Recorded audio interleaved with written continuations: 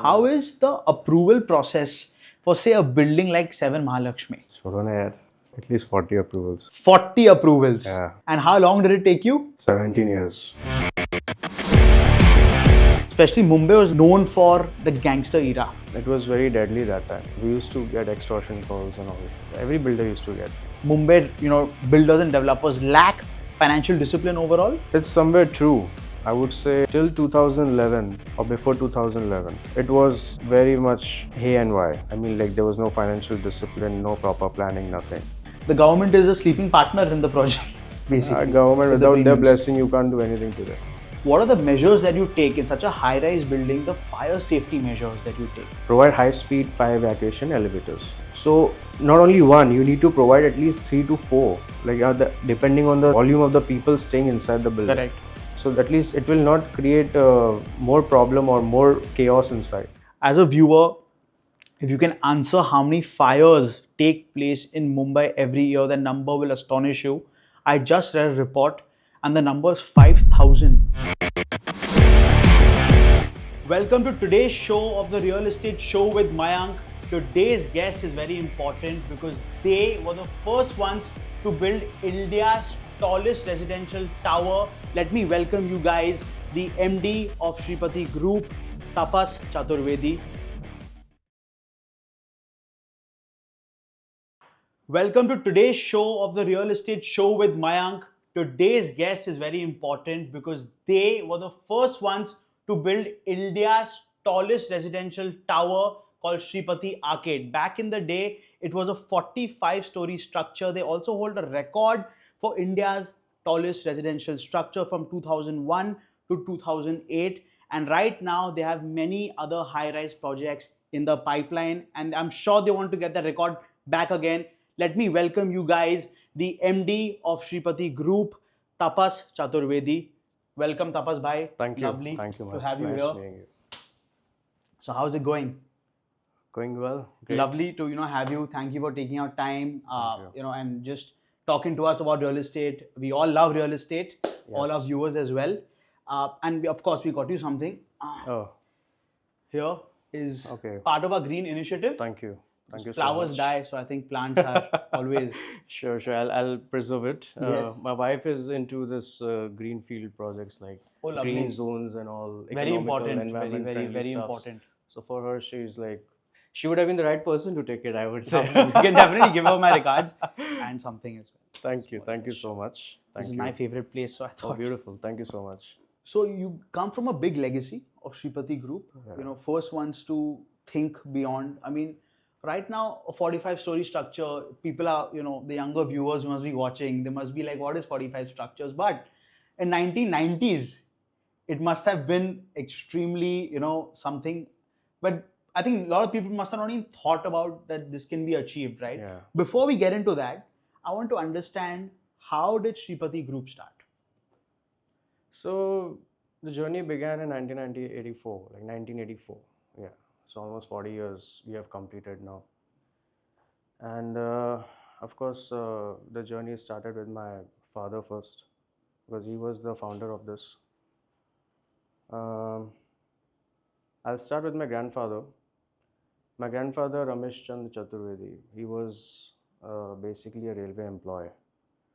And he was like more from a government field. He was a government service class person. And my father was born in Jhansi, but he was just 6 months old when he migrated here. So they used to stay in railway quarters. So that's where my dad was brought up. This was in Mazgaon? Yeah, in Mazgaon. In the railway quarters only. I was never born there. My sister was born there. Right. But she was also too young, very small that time. And so my father was schooling from Antonio de Silva, and it was a technical school at Dadar. And after that, he pursued to become a civil engineer in diploma. And that was one thing. And secondly, he then pursued to become a contractor. But Before that, his ambition was that he wanted to join the Indian Army because he was a very headstrong person. He said he was always waiting for some action. So like he thought like he was some kind of an action hero in that era. I was thinking. And he is actually what he's saying. So he wanted to join the Indian Army, but he was rejected. And it is a very funny thing why was he rejected? Just because of 1 inch he was lacking in his height. Wow. With the army. Yeah. He said ki you are not eligible because your height is too less. So he got rejected because of that. After that, then he pursued in the Naval Academy. He thought ki I'll join the Navy. So in the Navy also he could not make it. So then his idea came for Air Force also, but he thought ki when I'm already rejected from the Army and from the Naval, then how will I how will I get selected in the Indian Air Force? So then that idea also went away. Then he got a job from Air India through my grandfather. So my grandfather, yelled at my dad ki you better take this job now. This is the only last job remaining. Correct. I want my respect to be held high. And my grandfather was very egoistic. कि मेरा बेटा ये करना चाहिए, हम government service वाले हैं. Government service was such a big deal. अरे मैं बोला ठीक है. तो फिर पापा तो was also like a different character. He's not going to listen. He was very stubborn. तो he told dad कि डैडी मैं नहीं करूँगा एयर इंडिया में जॉब. मेरे को कोई जॉब नहीं करना, मेरे को कोई सरकारी नौकरी नहीं करना, ना प्राइवेट ना सरकारी. तो बाबा was like कि I used to address my grandfather as बाबा. तो बाबा was like कि क्यों नहीं करना है राजन तुमको? He used to call dad राजन. तो बोलता है नहीं करना है मेरे को मैं कुछ धंधा करूँगा, मुझे ये सब नहीं करना है. क्या कमाई है इसमें? तो मेरे बाबा बहुत नाराज हुए. करेक्ट. वो डंडा उठा लेते थे मारने के लिए. करेक्ट. तो डैड को कुछ फर्क नहीं पड़ता था. एक दिन dad was coming somewhere from I think Bombay central से या कहीं से जा रहे थे. He was in a taxi and वो टैक्सी में क्या हुआ कि जैसे ही मतलब रास्ता आया उतरने का तो हमेशा पैसा देते ही हम मीटर के हिसाब से. पर पापा क्या वी वर नॉट मतलब उस टाइम पे फाइनेंशियल कंडीशंस इतनी अच्छी नहीं हुआ करती थी. क्या होता था? कुछ नहीं होता था. एंड वो ज़माने में तो फिर सब चिल्लरों में डील हुआ जाता था. तभी सब्जियां कितने की आती थी? 1 रुपए की, 2 रुपए की. इधर उनका कुछ झगड़ा हो गया होगा टैक्सी वाले से और उसमें टैक्सी वाले ने पापा को कड़का बोल दिया. बोला ये कड़का है. पापा was a very hot headed person, very aggressive. उस ज़माने के आप बोल सकते हो कि बोलते हैं ना कि स्ट्रीट फाइटर. ये वो स्ट्रीट फाइटर वो टाइम पे. तो टैक्सी वालों की कुछ यूनियन थी. वो 10-15 लोग डैड को आए झुंड में डराने. पहले मारने से पहले एक बार डराया जाता है. तो डैड को आए थे ये लोग मारने के लिए, पर डैड डरते नहीं थे. And we are from a fearless background. हमारे में डर कुछ नाम का शब्द ही नहीं है. Because my grandfather was fearless, my grandfather's father was fearless, my dad is fearless. I am also of the same, but I am little submissive. But that same quality has come in my daughter. So my daughter is not submissive at all. God, oh, she's the most fearless. Start getting her to office. Oh my God, she's a tiger in the family. तो उसे सब डरते घर में. वो क्या है बाप रे बाप. तो that quality has been embedded in her, and so my father fought with them. No doubt he was beaten also. कि 15 लोगों से एक आदमी सामना करना फूलिशनेस है. तो ही केम बैक होम. ठीक है, लगी हुई थी, सब था. तब बाबा ने खाली देखा. पहले तो पापा को बोल दिया जाके नहा ले. सिर्फ ये बोले जाके नहा ले. तो पापा नहा धो के आए. फिर बाद में बाबा ने खाली इतना ही पूछा किस बात की लड़ाई हुई तुम्हारी. बोलता है मुझे, उसने बोला खाली मुझे कड़का हूँ मैं. तो मुझे गुस्सा आ गया. बाबा बेचारे अभी ही वॉज स्पीचलेस कि मैं क्या बोलूँ. बोलता है एक छोटे मोटे चिल्लर के लिए तू लड़ाई करके आ गया, देख क्या हालत हो गई है तेरी. तो पापा बोले मेरी क्या हालत, मैंने क्या छोड़ा होगा क्या उनको, 5 लोगों तो मैं ठोक के आया हूँ, बोलता है 10 भले मेरे को मारेंगे, 5 को तो मैं मारा हूँ, पर मैं खड़ा रहा, मैं हिला नहीं, उनको भी याद तो रहेगा मैं कौन था करके। पापा बोले ठीक है ठीक है। तो फिर उस वक्त काफ़ी उनकी बहस हुई थी, एंड देन डैड ने डिसाइड किया कि अब मैं बिज़नेस करूँगा, क्योंकि कोई मुझे कड़का बोले मुझे अच्छा नहीं लगा, मुझे पैसा कमाना है। वो जुनून उनके अंदर एक बैठ गया। He had that passion and that will to, I want to make money, I want to earn money, I'll do business. So then from that day onwards, since he was a civil engineer, he he became a contractor. And being a contractor, he used to, he must have met number of people. He must have, that time we used to go houses to houses. There was no communication that time. Correct. Tabhi we used to go meet personally people. We used to go and meet people personally, and we used to ask them कि sir कुछ मरम्मत कराना है आपके घर का, flooring कराना है, प्लास्टर करना है, बिल्डिंग बाहर से ख़राब हो गया, अच्छा पेंट मार के देता हूँ। तो तभी तो क्या होता था, वो पुट्टी लगा देते, ये लगा देते, प्लास्टर लगा देते, पेंट मार देते, तो हो जाता था। फ्लोरिंग कर दिया, ये कर दिया। तो dad was using his skills because he was an engineer. फिर he got a contract and he made one building here in Raghavji building. This is called Raghavji building in Gwale Tank, Nana Chowk पे।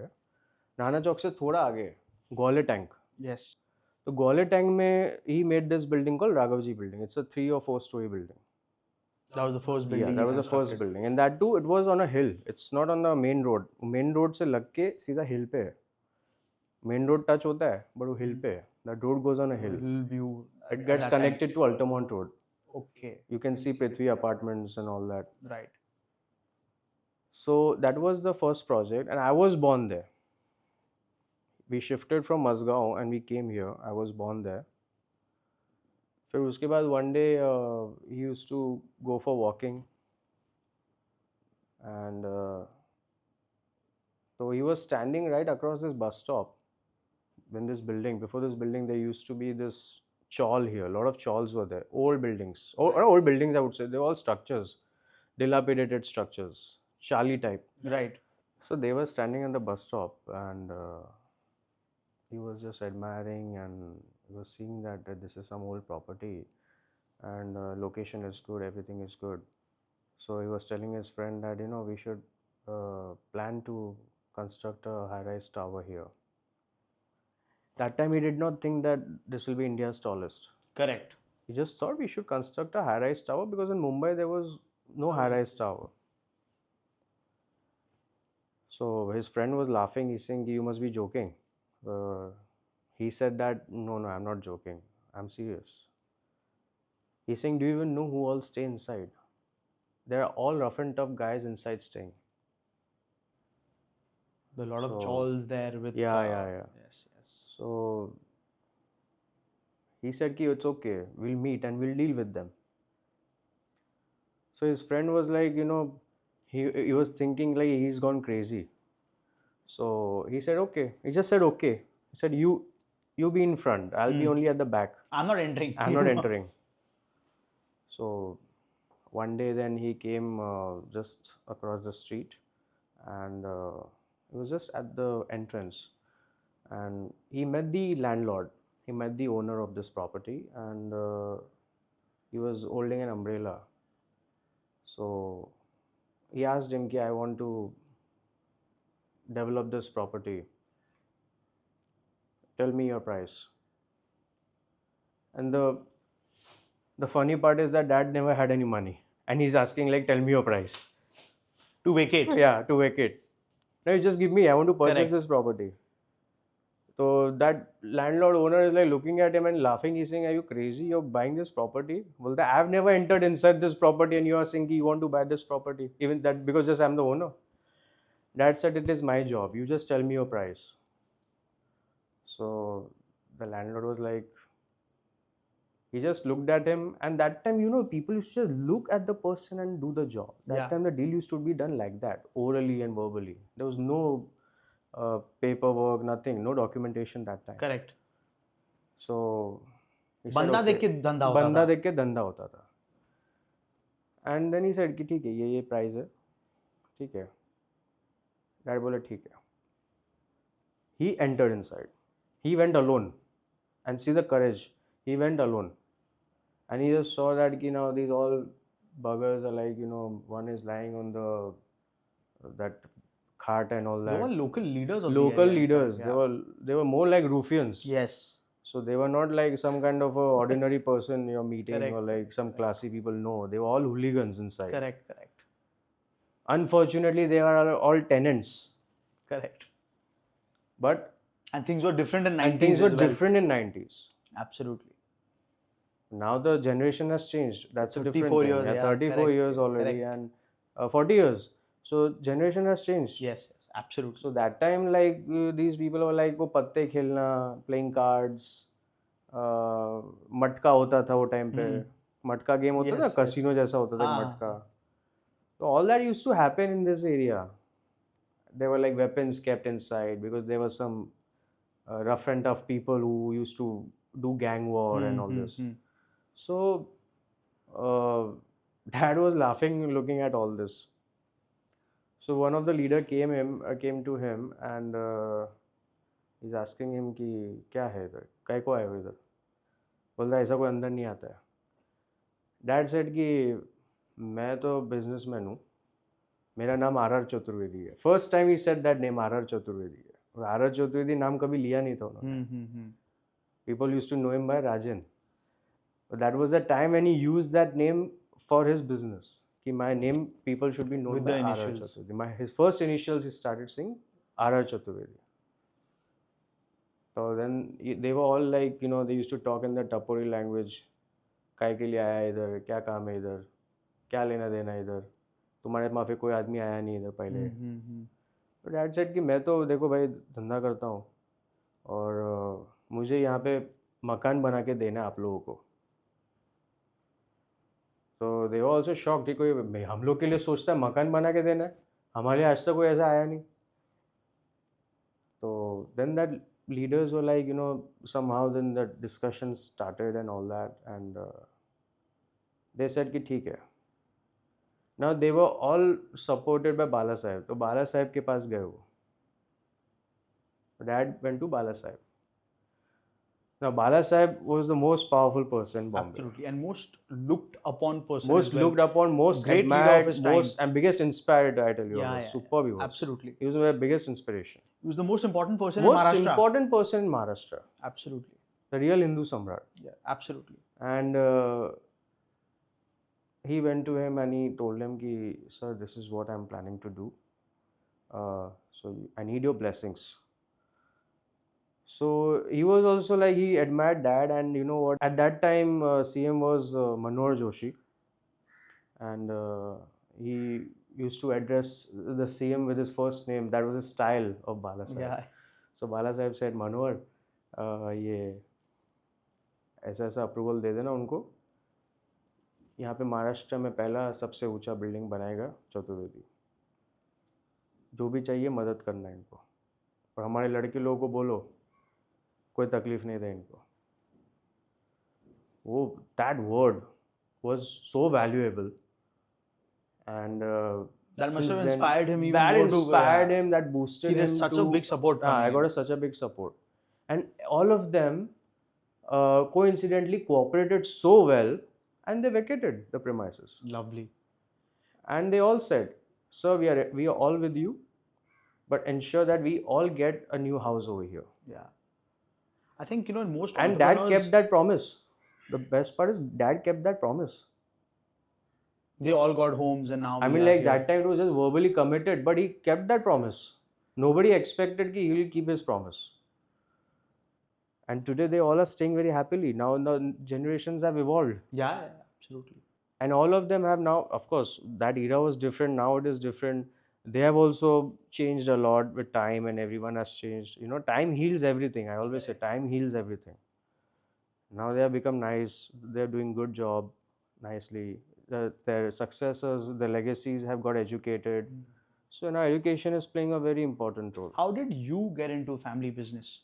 So I got into this family business actually I was doing my civil engineering, and in civil engineering we had we used to have an implant training. So that was a 1 year training. So 1 year training I gave it in my company itself, and my dad was very adamant. Okay, since I only have a one son, you have to take care of this. I never had a chance, or neither I had a choice to even think of something else. Correct.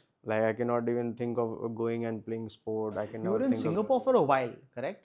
I was in Singapore for 4 years. I was doing my education. I was doing my bachelor's and my post graduation. That time, did you think of any other industry while in Singapore, away from family? I thought of doing something internationally. Like, of course, in Singapore, I was thinking to do some work because I was in love with that city. And real estate was at the peak in Singapore. But But you always wanted to be in real estate, yeah. whether it's abroad or whether it's in India. Like I told you, I had no choice.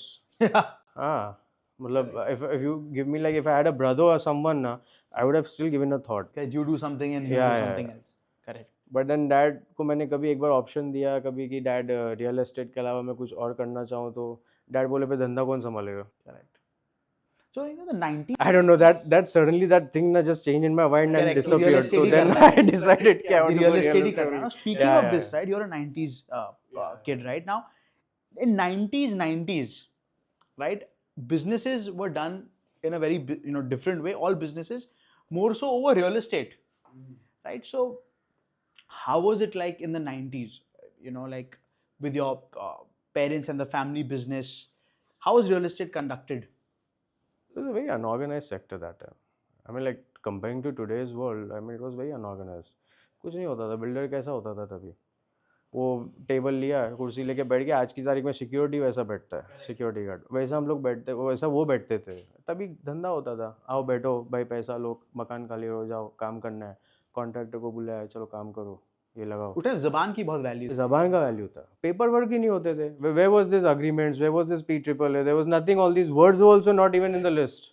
It never used to exist. And people did proper business on basis of zaban. Only on the word, I tell you. It was more verbal. Business was verbal. Tapas bhai, what about 90s was also notorious, especially Mumbai was very known for the gangster era. And you could say that gangsters ran Mumbai at least for a certain time frame in the 1990s. And obviously developers and builders were along with other Bollywood people the target. Let's be honest. What did the family do at that point of time, and how did the family business stay? Did you take any special precautions? Of course, it was very deadly that time. Gangsters, underworld was at peak in that era. And of course, we used to get extortion calls and all. Every builder used to get. But we somehow, it's very important to deal with them. Important is how you deal with them. But we had to manage it. It's okay. It's part of business. We always say it's part of business. Now, we cannot say now they are from that world, so we'll stop doing business. No, business will never stop. We have to work. They were black collared people. Tomorrow they become white collared people. Things have changed. And I think now from black collar crime, blue collar crime is shifted to white collar crime, which is in fact more dangerous. You've seen bigger amounts being siphoned off by some scamsters exist everywhere. Fair enough. See, everything, everywhere, everything is there. And everything is fair in love and war, I always say.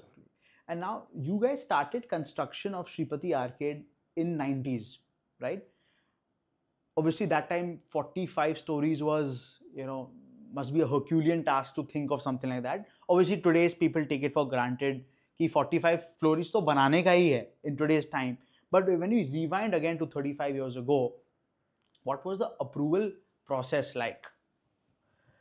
Yeah, approvals were very stringent that time. They were not that easy like in today's generation. Like we can approach, we can get the approvals. Earlier those days, it was very difficult to even approach the officers that time. Because getting approvals was the major task. And that time, now to like lot of approvals have streamlined. Earlier, there were like various departments, various committees, and everything involved in that. Like, it was not easy to get government Who knows approvals. which officer better? Who knows which officer? And that time we used to do licensing ourselves only. Licensing architects were not Dad there. was one man show. Correct.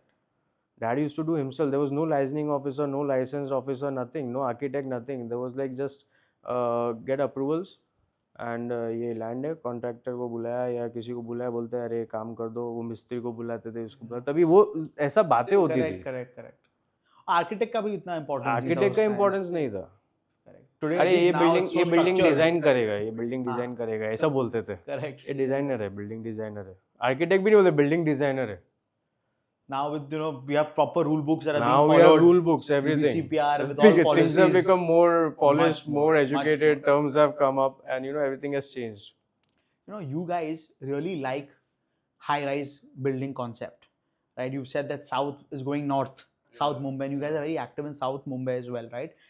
You'll have a lot of buildings in the pipeline, and I've written them down because it's too hard for me to remember. Now, some of the skyscrapers that you guys are planning in the pipeline, there's 7 Mahalakshmi, which is 320 meters. For those who don't know, 3.28 feet is equal to 1 meter. So about, if I consider roughly 3 meters for floor to floor, approximately, or an average, obviously it depends 12, on each floor. 12 and a half But feet floor to floor, and at that calculation, 320 meters would roughly be approximately 105, 106 stories. That's number one. Number two is Aradhya Avan, which is again 306 meters is the planning, which should be again approximately 100 to 102 floors. Then you have Shreepati Jewels, which is 260 meters, which is again approximately 85 to 86 floors. Then you have Shreepati Heritage, which is 250 meters again, which is again approximately 83 floors. So right now in this current pipeline, you have 2 buildings which would probably be above 100 stories and 2 above 80. Those are massive structures, right? Can you tell me the challenges you face from a construction point of view in building such tall high rises in a city like Mumbai? See, Mumbai is a very dense city, I say. Densely populated and very congested. Cities are, the city is like that. And the reason of, that's why it's called redevelopment. And you don't have any greenfield projects here. Yeah. You only have brownfield projects. Absolutely. Now the reason why we are going tall is the reason that because the area what we are providing to the tenants, we get certain incentives over there. Right. Now in 33-9 scheme, there's a scheme called 33-9. The cluster redevelopment scheme, which was implemented by us only, you can say. My father was the whole and soul behind it. In that policy, the minimum FSI is 4. And then you, of course, you add and then it can go up to as much as you want. So there are incentives, that you load, you get good FSI, and then you have no other choice but to go tall. So you have to go vertical. There's barely any land as well. Yeah, now you can't go horizontal. There's no space to go horizontal. We're surrounded by sea. We are surrounded by 3 sides. sea, we are surrounded by population, we are surrounded by roads. So you now from a construction point of view, right? Going that tall, what are the things that you've kept in mind, basically? We, from a construction point of view, I think most important is, you can say, the cash flow. The builders are, known, we'll get to that later as well, how cash flows are such a backbone of real estate industry, right? And, essentially, I understand real estate is a very capital intensive industry, but Mumbai developers are known to overstretch and overtrade. Do you think Mumbai, builders and developers lack financial discipline overall? It's somewhere true. I would say till 2011 or before 2011, it was very much hey and why. I mean, like there was no financial discipline, no proper planning, nothing. In COVID, people realized that this is important. So now financial closure is a must. Approvals are the most necessary stuffs, because without approvals also you construct and suddenly some notice comes, or somebody goes to court that you don't have this approval, your entire project gets stalled. Yeah, absolutely. And then your financial problems get disturbed. So there's no financial progress. Your project goes for a toss. You may make losses in that. That's why planning is important, It's everything. Yeah. which now is a matter of time. In your, in your towers, one of your towers, let's take an example of 7 Mahalakshmi. What would rather be the difference in the construction cost between, say, constructing a 20-floor building versus constructing an 80-floor building?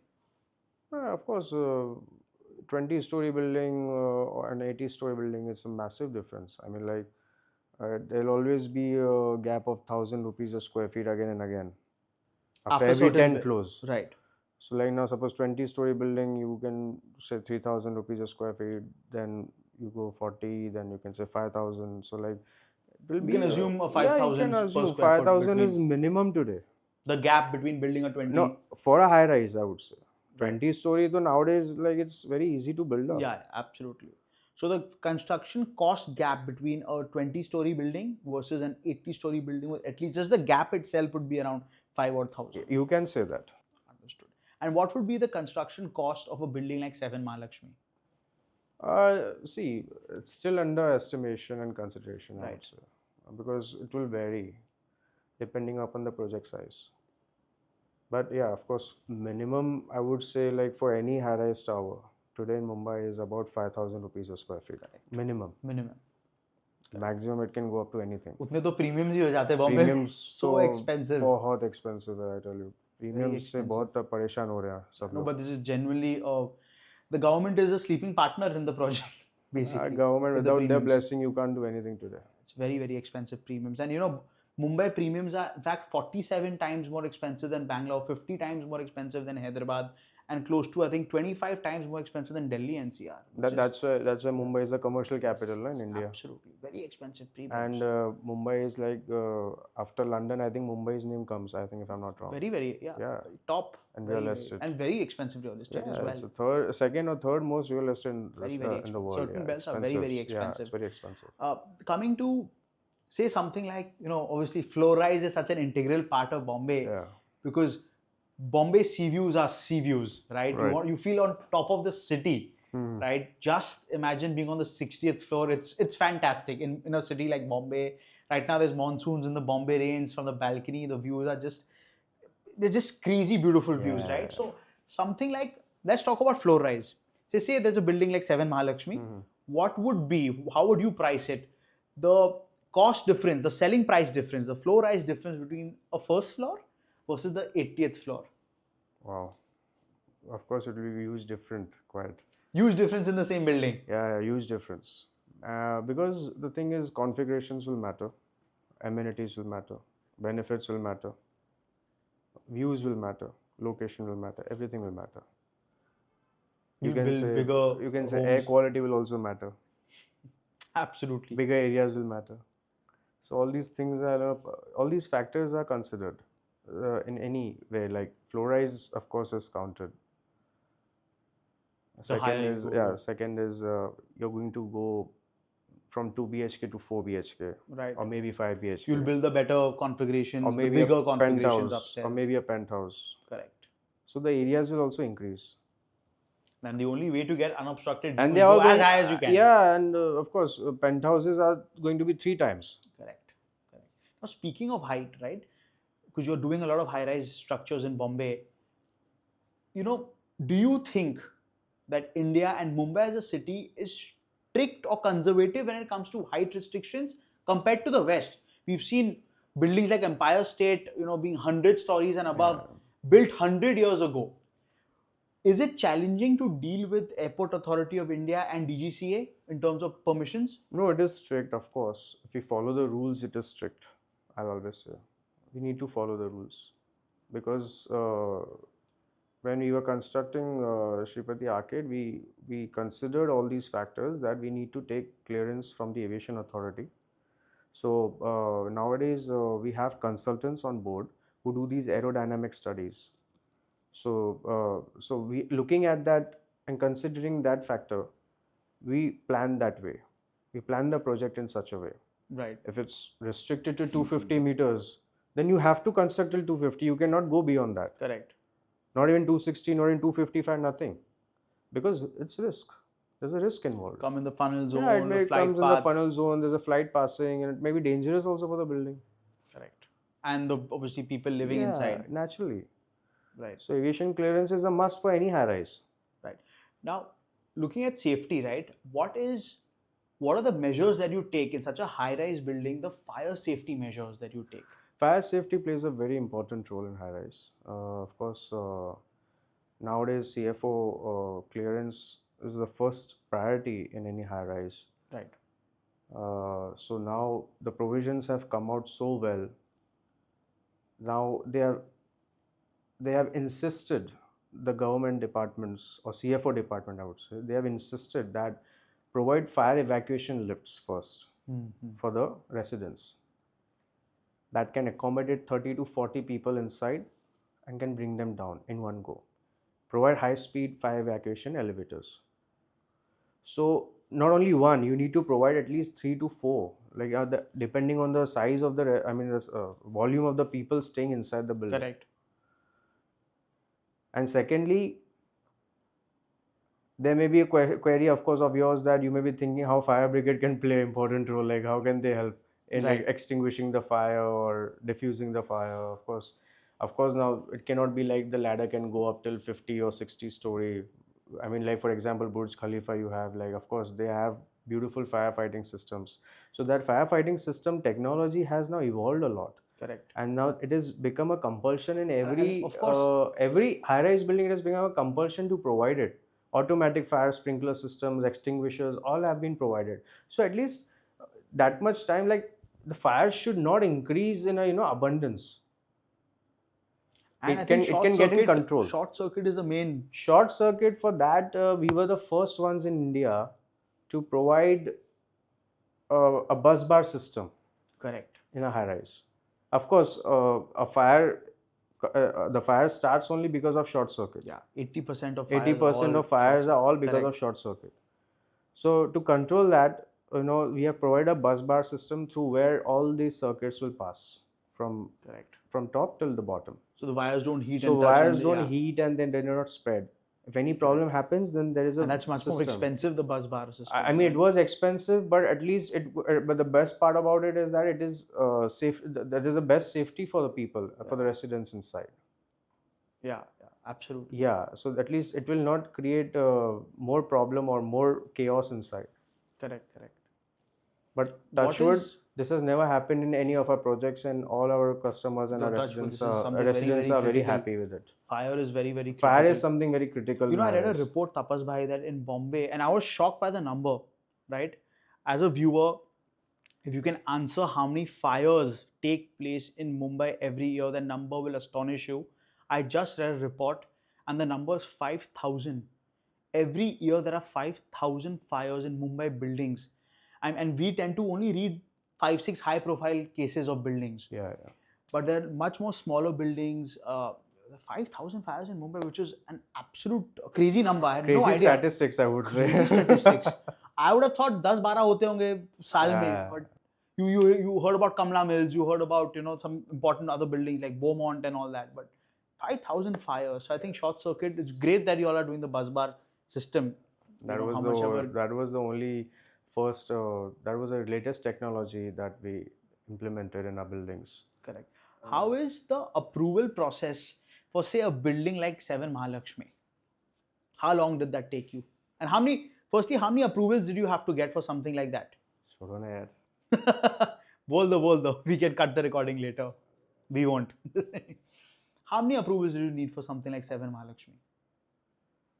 What do you think?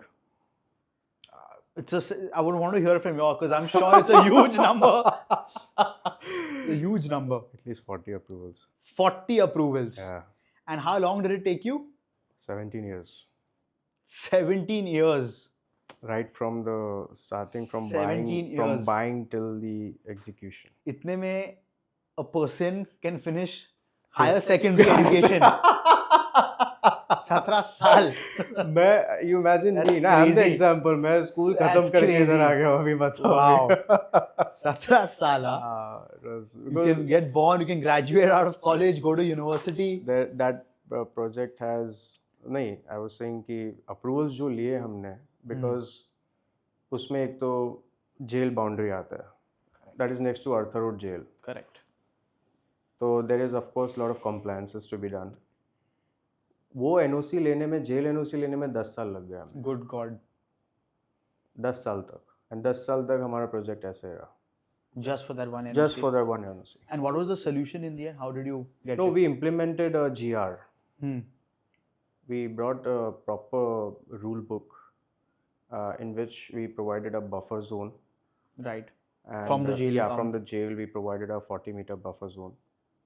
And from that onwards, we have also brought that when we construct a tower, we'll have a dead wall concept. So nobody can have any views on the jail. Okay. So that was critical for Yes, the permission, yes. for the NOC. So we'll be providing a sloping roof also. There won't be anybody, peeking in the jail premises. Right. So all that factors were considered.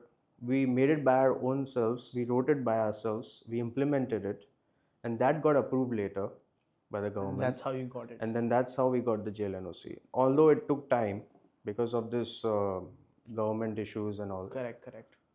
But after getting that jail NOC, then things just moved ahead like anything.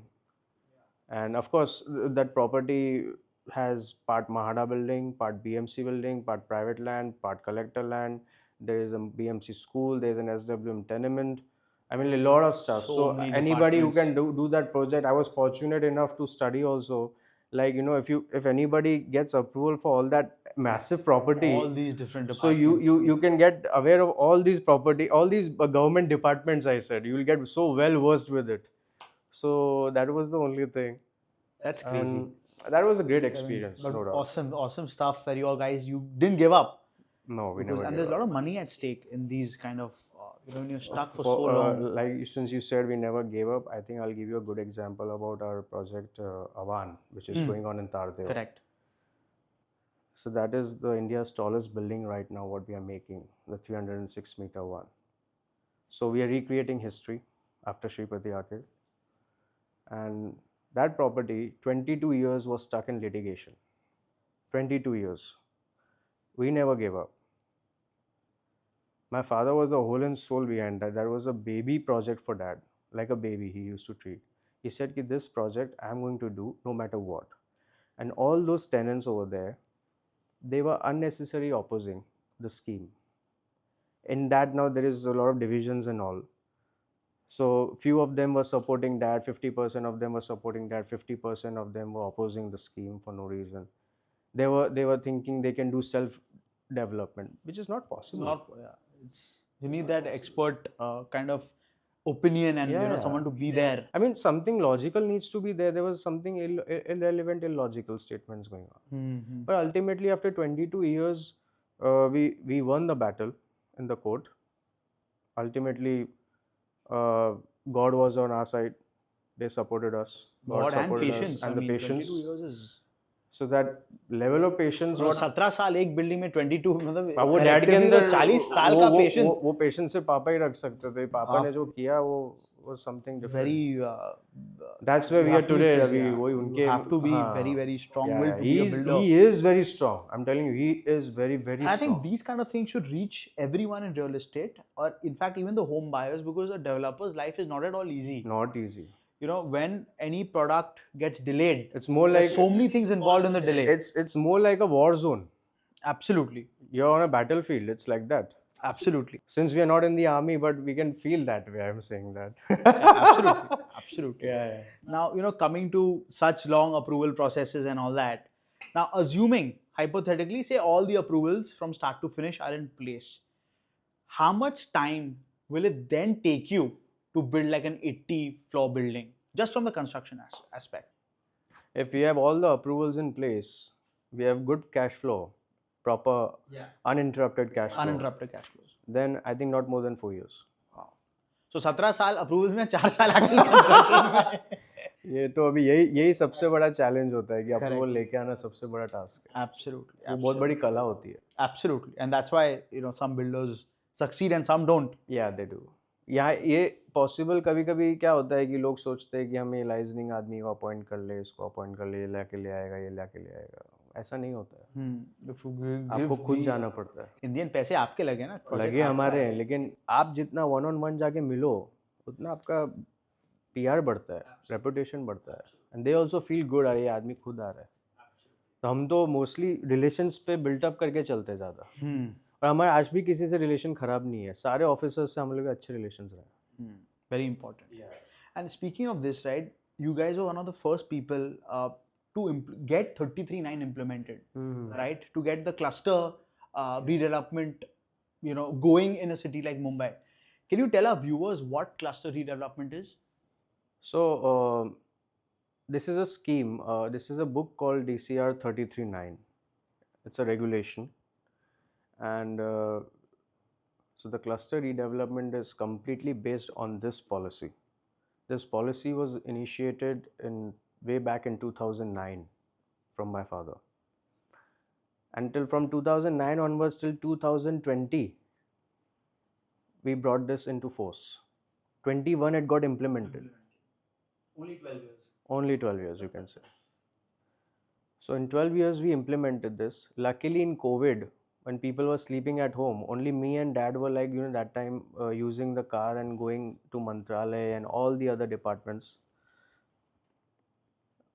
And we were just asking for only one thing, since government is not working, at least do one good job that implement this policy. So this happened, touch wood, by God's grace things went well. 1 year we just dedicated only to implement the policy, and we implemented. We were very successful in And what that. exactly was the policy? What are the basic certain guidelines that you would?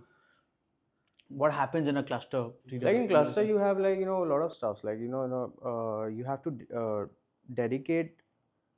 You cannot say like a one window system, I would say, but you can say like we have like high power committee approvals, for which there has to be a dedicated person, a person who has the authority to give the approval. So municipal commissioner is the authority behind this.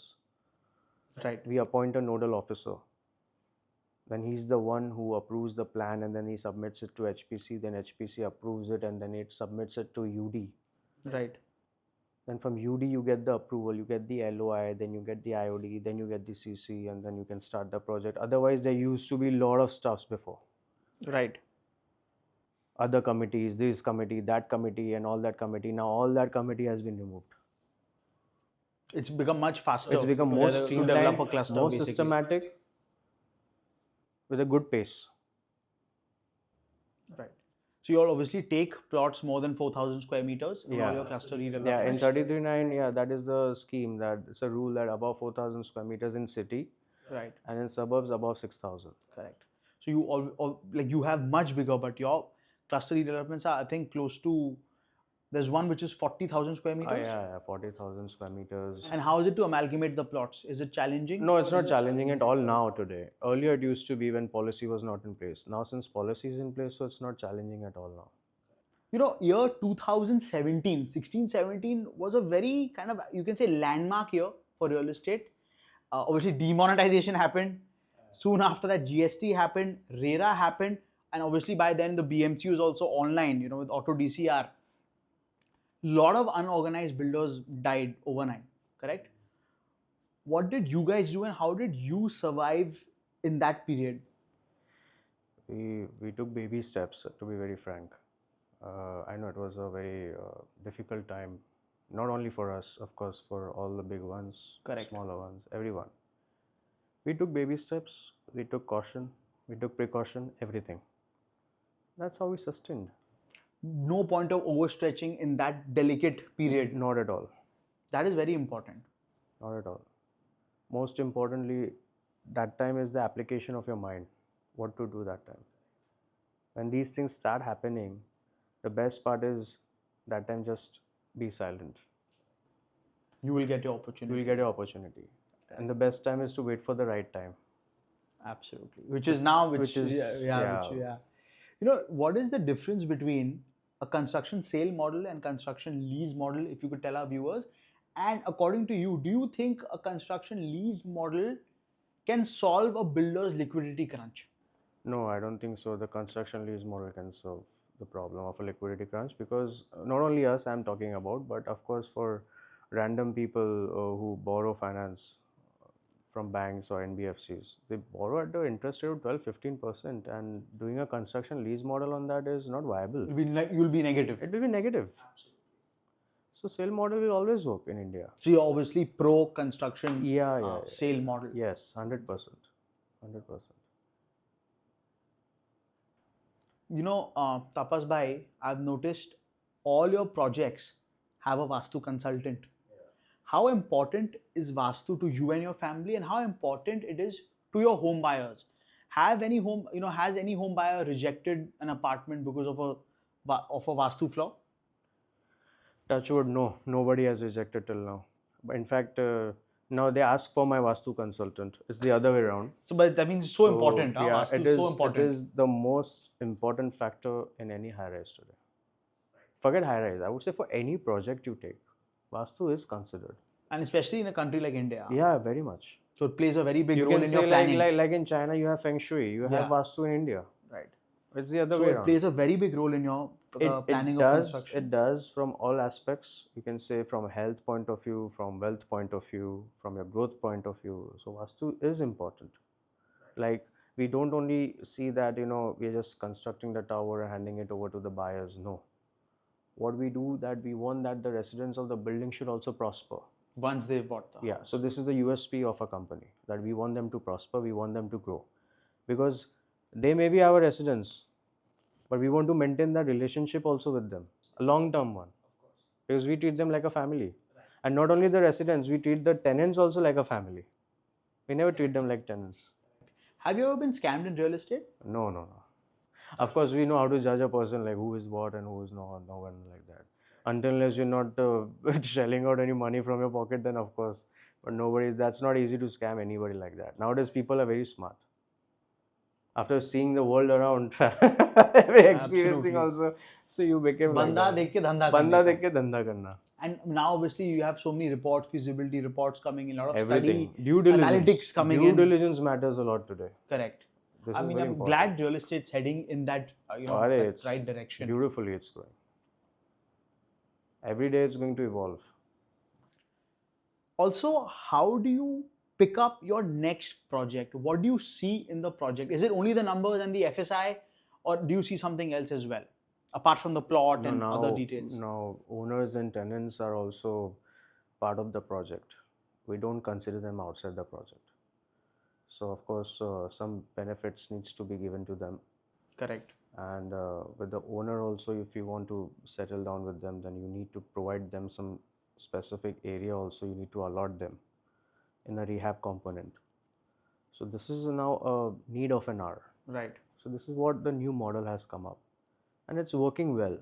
This is the new need of the people also. Anything? What is your favorite type of project? Like what do you like? Like in what sense? Like, do you like affordable housing? Do you like luxury housing? What of kind course, of redevelopment? luxury we prefer. You prefer luxury Mumbai does not have the ability for affordable here. Correct. I mean, very difficult to make affordable works only out of Bombay. Especially South Mumbai, it's impossible. South Mumbai is impossible. Correct. Luxury segment will always win. I'll say that. Correct. Thank you so much for giving us your time.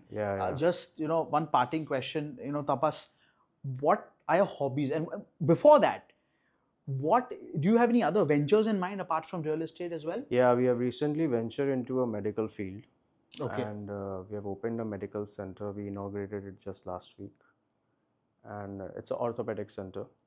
And medical center is going to be a super specialty center, I would say. Like, we have heard about nursing homes, we have heard about clinics, we have heard about hospitals, but now the new thing that is coming up is a super specialty center. So we have ventured into that, in which my wife Saloni is the owner and my sister Dr. Pallavi, she's the owner. Right. So they both are the stakeholders in that. and we are planning to open at least 15 more centers all over Mumbai. Lovely. Medical is there's It's no a recession. Yeah. recession-proof business. Absolutely, Definitely. absolutely. And what do you like doing? Like when you're not going to work, what are your passion and hobbies? Uh, my passion is to, I love watching movies and listening to music, and cricket. I love sports. Cricket is like a sport which I do love. I have played cricket a lot, and I was the captain of my team. So we used to have these tournaments, cricket tournaments. So we used to have this, MPL season from MCHI. Mhm. So I was the winner of that second season, MPL tournament. And of course, apart to cricket and all, now for fitness, what we can do is like I love kickboxing.